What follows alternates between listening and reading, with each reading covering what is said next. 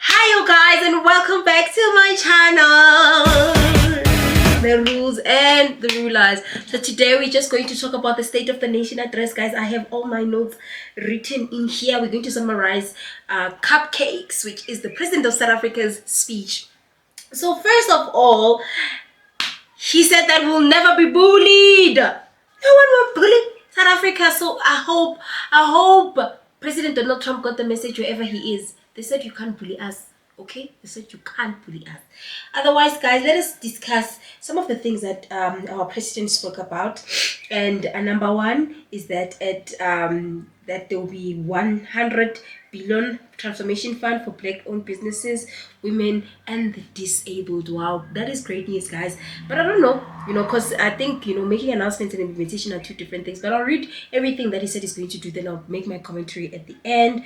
Number two, he said that South Africa remains at the center of our foreign policies, so we want to trade more with African countries and have more foreign policies that are going to relate mostly to African countries. We want a nation that is free of corruption. That's what he said.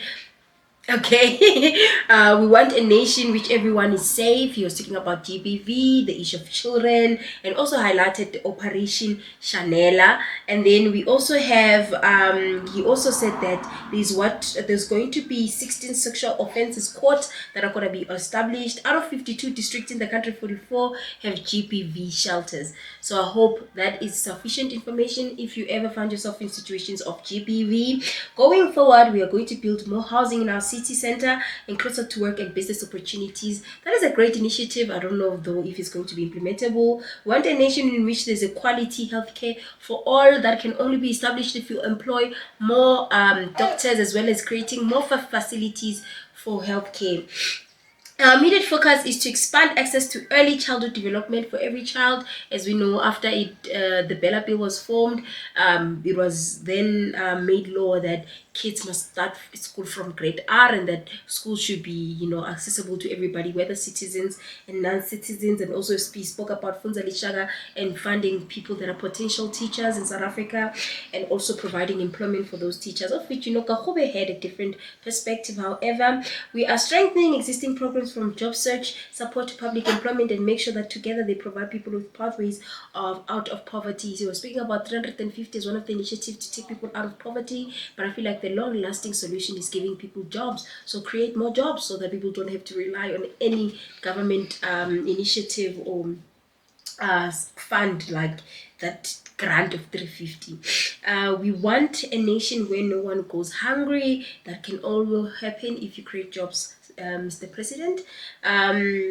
He also spoke about Youth Mobi platform, which is a platform that is used in South Africa to search for jobs. So if you're looking for a job, please use that platform to look for jobs. And also it's encouraging those who are hiring to also look at those platforms so that the chances of the youth being employed can also increase. He also said we are making sustainable use of the rich abundance of South African earth, which is by supporting our farmers, improve our logistic network and rural supply chains, and opening new export markets for products with significant products so that we can significantly expand our agricultural sector.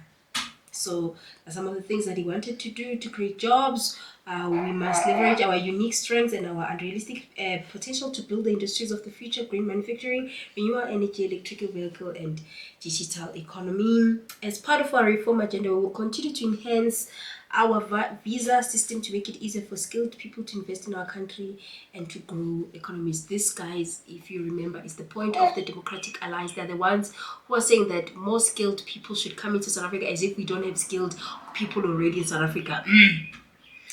Our just energy transformation is gaining momentum. The measure we have implemented through the energy action plan have reduced the severity and frequency of load shedding for more than 300 days without load shedding. So speaking about load shedding, they've done that, but guys, we know that in the townships in South Africa they still have load shedding as if it was never gone.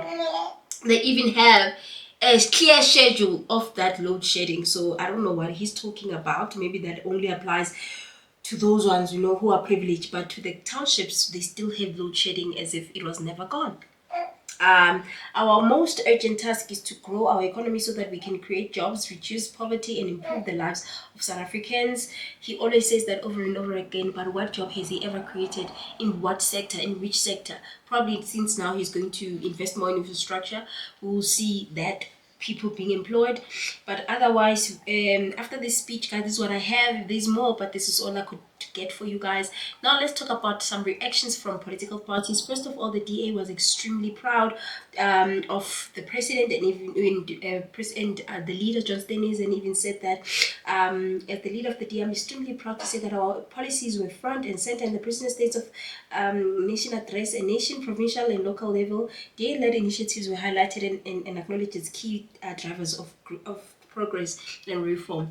And today we saw that John Stenizen was trending wearing some ANC regalia. So yeah, he was happy about that. And then the MKP was not happy at all about that. Zungula was not happy about the address, and he said that he expected that he was going to speak about things like unemployment, crime, poverty, and leadership. Things like load shedding, joblessness. However, like he just delivered the normal things that he was saying, nothing new. There was nothing new. He's been saying that a lot of times. Others were saying that there's a lot of privatization in his speech, private investment, private public partnership, competitive market. He also criticized, as well as the EFF, they criticized, saying that there was nothing new and that it's just a difference of at that time it was Tumamina, now it's Tintswalo. Otherwise, there was nothing new in his speech. And yeah, guys, this is all I have. Otherwise, also on my side, one thing about Cyril Ramaphosa is a good man when it comes to talking. He can convince you, he can make you think that you know what, he's got it all figured out. But in the time for implementation, he's the worst. So I don't know. I think everything will only believe when things are implemented. Even last time he said he's going to build houses for people in Alexandra. To this day, what has he built? So I think we'll only believe when it happens. Otherwise, guys, do not forget to comment, like, and subscribe. I'll see you on the next one. Bye.